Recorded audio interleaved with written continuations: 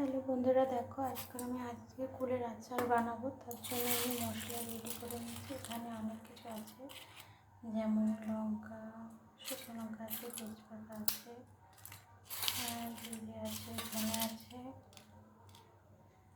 গোলমরিচ আছে, মেথি আছে। সব আমি ভাজা করে নিয়েছি, এখন বেটে নেব। তো এই যে কুল আছে, এতগুলো কুল দিয়ে হবে।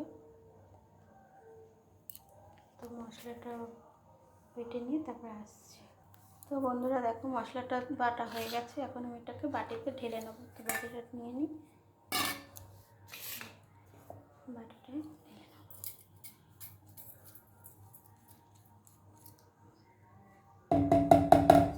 এইভাবে এরকমই মশলা পেস্ট করতে হবে, এতটাই, যাতে একটু দানা দানা থাকে, নইলে ভালো লাগবে না আচারে।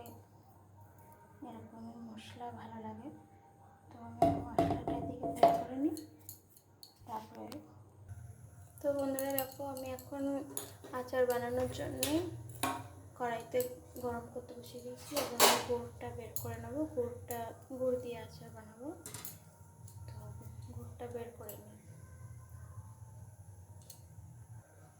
তো আমি এখন কড়াইটা গরম হয়ে গেছে, এখন আমি গুড়টা দিয়ে দেবো।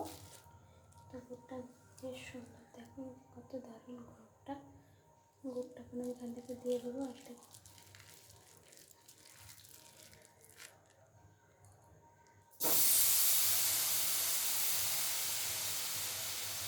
গুড়টা দিয়ে নিই।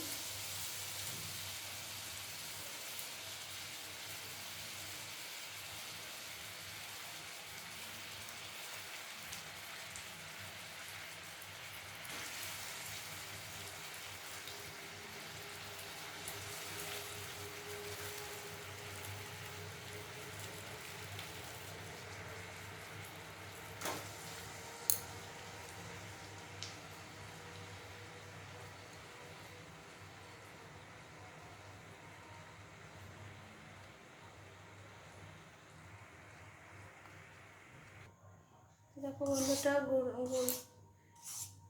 গুড়টা আমি গুলিয়ে নিলাম। এবার আমি এটাকে ছাঁকনি দিয়ে ছেঁকে নেব।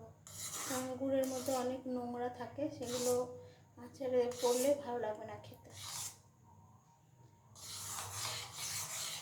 হালকা আছে, আমি একটু গুলিয়ে নিলাম। গুড়টা কিন্তু খুব সুন্দর, দেখো বন্ধুরা কি দারুণ না গুড়টা। তো আমি এটাকে একদম ছাঁকনি দিয়ে ছেঁকে নেব। তারপরে আমি আচার বানানোর রেসিপিতে চলে যাব। তো বন্ধুরা দেখো, কড়াই গরম হয়ে গেছে। এখন আমি এতে তেল দিয়ে দেবো। তার আগে আমি একটু কড়াইটা নিয়ে নিই, কারণ সামান্য দেবো তেল, বেশি দেবো না, নইলে ভালো লাগবে না খেতে। একটু ফোড়ন দেবো।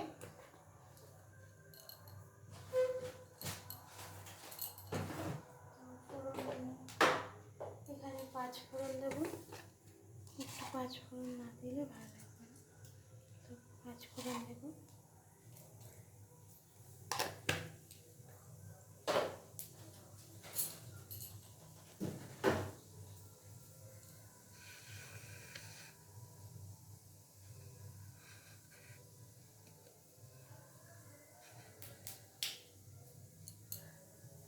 তেলটা গরম হোক, তারপর আমি এখানে কুলগুলো দিয়ে দেবো। কুলগুলো খুব সুন্দরভাবে পেকে গেছে। আমি কুলগুলো দেবো। জানি বন্ধুরা, তোমরা বলবে যে গুড়ের কড়াইয়ের মধ্যে আচারটা বানাচ্ছি। আসলে জল ছিল না, তাই কড়াইটা ভালো করে ধুতে পারিনি। তো বন্ধুরা দেখো, আমি কুলগুলো দিয়ে দিচ্ছি আস্তে আস্তে।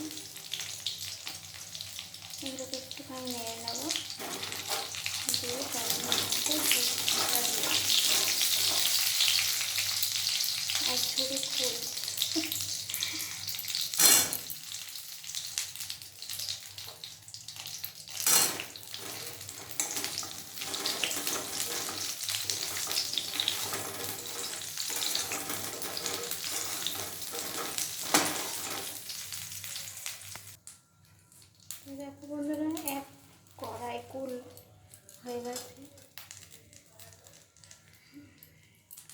এক কড়াই কুল হয়ে গেছে, নাড়তে পারছি না, কত কুল হয়ে গেছে।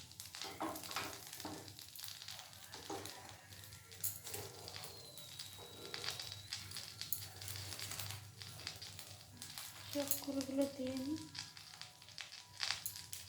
দিয়ে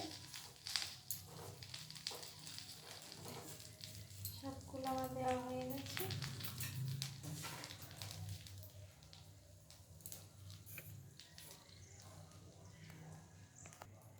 তো বন্ধুরা আমি নুন আর হলুদ দিয়ে দিয়েছি অল্প অল্প করে। জানি আচারে নুন আর হলুদটা খুব একটা পরে না, ঠিক আমরা দিই, এতে আমাদের মনে হয় টেস্টটা ভালো আসে।